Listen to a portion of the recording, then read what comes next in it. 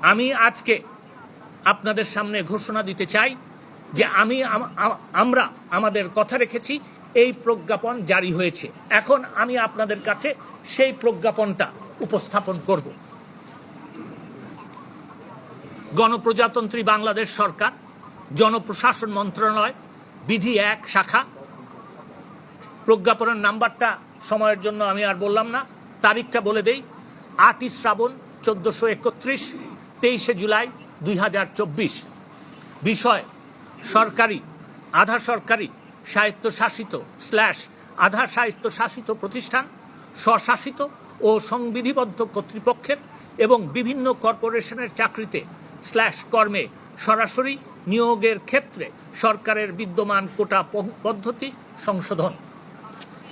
সরকার এই মর্মে আদেশ জারি করিতেছে যে, সমতার নীতি ও অনগ্রসর জনগোষ্ঠীর প্রজাতন্ত্রের কর্মে প্রতিনিধিত্ব লাভ নিশ্চিতকরণের লক্ষ্যে সরকারের বিভিন্ন প্রতিষ্ঠানে, অর্থাৎ সরকারি, আধা সরকারি, স্বায়ত্তশাসিত / আধা স্বায়ত্তশাসিত প্রতিষ্ঠান, স্বশাসিত ও সংবিধিবদ্ধ কর্তৃপক্ষের এবং বিভিন্ন কর্পোরেশনের চাকরিতে / কর্মে সরাসরি নিয়োগের ক্ষেত্রে সকল গ্রেডে নিম্নরূপভাবে কোটা নির্ধারণ করা হইল।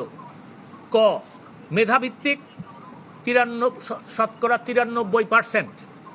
খ, মুক্তিযোদ্ধা, শহীদ মুক্তিযোদ্ধা ও বীরাঙ্গনাদের সন্তানদের জন্য 5%।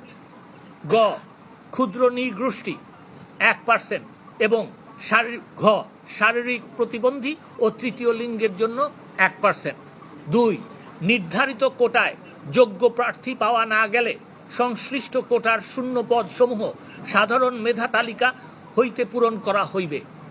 3, গণপ্রজাতন্ত্রী বাংলাদেশ সরকারের জনপ্রশাসন মন্ত্রণালয়ের বিধি 1 শাখার বিগত 4 অক্টোবর 2018 তারিখের পরিপত্র নম্বর এত সহ পূর্বে জারিকৃত ও এ সংক্রান্ত সকল পরিপত্র / প্রজ্ঞাপন / আদেশ / নির্দেশ / অনুশাসন রহিত করা হইল। তার মানে হচ্ছে যে কোটা বাতিল করার যে পরিপত্রটা 2018 সালে দেওয়া হয়েছিল সেটাও বাতিল করা হলো। 4, এ আদেশ অবিলম্বে কার্যকর হইবে। এই আপনাদের কাছে কপি পৌঁছে যাবে। কপি দিয়ে দিয়েছো? দিয়ে দাও। 1 মিনিট।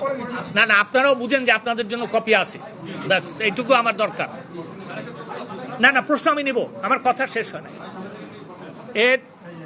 এর মাধ্যমে, এই প্রজ্ঞাপন জারির মাধ্যমে, এবং আপনাদেরকে আমি আরো বলে দিচ্ছি যে এটার গেজেট নোটিফিকেশন প্রায় হয়ে গেছে। আমি এর মাধ্যমে সরকারের থেকে যা যা করণীয় হয়েছে আমি তার সারমর্ম আপনাদের কাছে একটু তুলে ধরছি।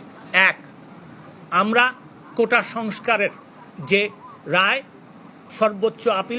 সর্বোচ্চ আদালত আপিল বিভাগ দিয়েছে তা কিন্তু প্রতিপালন করেছি। আমরা এই একটা কথা ছিল যে আগের যে সহিংসতা হয়েছে তার জন্য একটা বিচার বিভাগীয় তদন্তের কথা, সেখানে আমরা বিচার বিভাগীয় তদন্তের জন্য 1 সদস্য বিশিষ্ট একটা কমিটি করে দিয়েছি। তিনি কাজ করা শুরু করেছেন।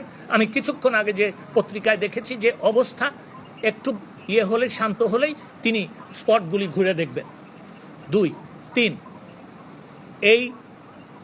এই যে সহিংসতা হয়েছে এতে সাধারণ ছাত্রছাত্রী যারা আহত হয়েছেন তাদের চিকিৎসার ব্যাপারে সরকার দেখভাল করবে। আর 4, আরেকটা কথা ওনার, সেটা হচ্ছে যে এটাও আমরা জানতে পেরেছি যে মামলা ব্যাপারে ওনাদের বক্তব্য আছে। আমি এইটা বলতে পারি যে, এবং আপনাদের মাধ্যমে I am trying to reach out to them, সেটা হচ্ছে যে মামলার তথ্যাদি যদি ওনারা আমাদেরকে দেন, সাধারণ ছাত্রছাত্রী যারা এই কোটা বিরোধী আন্দোলন করছিলেন তাদের ব্যাপারে যদি কোনো মামলা হয়ে থাকে সেগুলি আমরা অবশ্যই দেখব। আর আরেকটা শেষ কথা যেটা বলতে চাই সেটা হচ্ছে আমরা, হ্যাঁ, এটা তোমার কথাটা জুড়ে দিচ্ছি।